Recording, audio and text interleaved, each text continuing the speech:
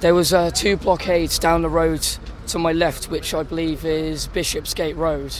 I think it's Bishopsgate Road. And there was 2 different blockades, one keeping the people in the square and another one keeping people away from the square so, more violence wouldn't escalate. However, because of the blockades, aggravation from both sides were coming about. And eventually the police, for whatever reason, wanted to get the people away, so they did. And as a result, some guy, I don't know the name, unfortunately, of this person who passed away, but he collapsed down the road, I think, at the same time, Bishopsgate Road. A lot of people ran towards him to see if he's okay. There was a trainee medic there. But as soon as the police realised that, this happened, they came through and stuff. Unfortunately, they pushed everyone away, even though there was a trainee medic there, who was helping this guy as much as possible. There was people from the press taking pictures of him rather than helping him, and I just thought that was really stupid, considering the fact that, because as soon as this happened, no one knew obviously what happened to him. He could have fallen, hit in his head, he could have just passed out from dehydration.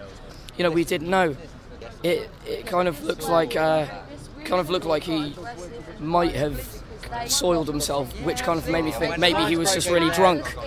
But I don't know if that was the result of, say, a brain hemorrhage or something like that. Well, I think obviously the police had to step in because morally it's wrong to not. And obviously they don't want negative press coverage as well. But the problem was, because medics took ages to get there and they couldn't get a medic, so eventually they got an ambulance, and by the time they got there, the guy passed away. And there's reports in the press that he reached the hospital and that's where he passed away, but if it was a different situation, maybe he would have lived. It shouldn't have happened.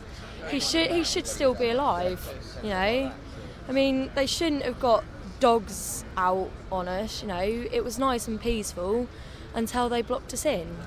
That's when things started getting all aggressive and angry, because they reduced all of our exits. We couldn't get out. We was just stuck here. And then one minute we're all in a big square and everything's, fine and happy and listening to music and dancing around and talking to people. The next thing we know, we're being chased around London for 2.5 hours with God knows how many police and their dogs. We met someone last night that had his hands mauled by a dog because he was pushed by a load of protesters and they just let the dogs loose on him. And basically they released the dogs and started chasing us with the dogs, so we obviously all ran. And the next thing we know, someone's on the floor. We all run over to try and help him. The trainee medic put him in the recovery position. Someone else said that he shouldn't be in that position, he should be flat on his back, so they moved him, which they shouldn't have done to begin with. And the ambulance got called, and later on they say he's fine, he gets up and goes off and does his thing while me and my friends are being chased around London by dogs. And the next thing we know, late at night, someone's dead.